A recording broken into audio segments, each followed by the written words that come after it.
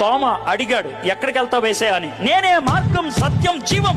ఆ ప్రశ్నకు జవాబిచ్చాడు. భారతదేశానికి వచ్చి ఆ ప్రశ్న అడుగుతున్న భారతీయులకు జవాబిచ్చాడు. అశ్వతోమ సద్గమయ, అయోమయంలో ఉన్నాను, సత్యం ఎక్కడ?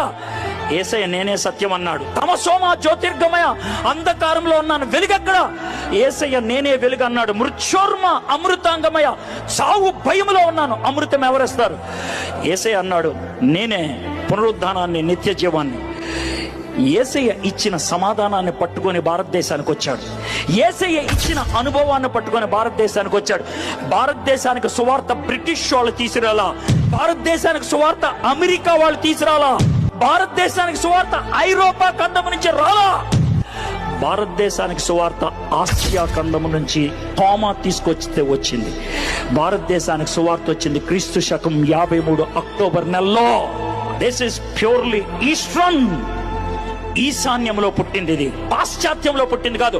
అమెరికా అప్పుడు లేదా, అమెరికా లేదు, అమెరికా లేదు.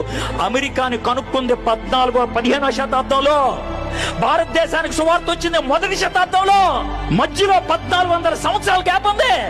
దేవుడు భారతదేశాన్ని ప్రేమిస్తున్నాడయ్యా, నిన్ను ప్రేమిస్తున్నాడు, నన్ను ప్రేమిస్తున్నాడు. అందుకే తన శిష్యుని పంపించాడు భారతదేశానికి. మై ఫ్రెండ్స్, ఖచ్చితంగా చెప్తాను, దేవుడికి తెలుసు భారతదేశం ఒక రోజుకి ప్రపంచంలో నెంబర్ 1 దేశం అవుతుందని జనాభాకి. అందుకే సువార్త ఇక్కడ బోధిస్తే ప్రపంచంలో ప్రతి 7వ వ్యక్తికి సువార్త అందుకుంటది.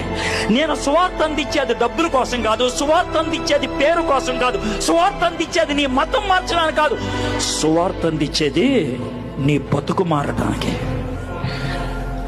That's all. నీకున్న భయం పోగొట్టడానికి, అంతకు మించి ఇంకేం లేదు.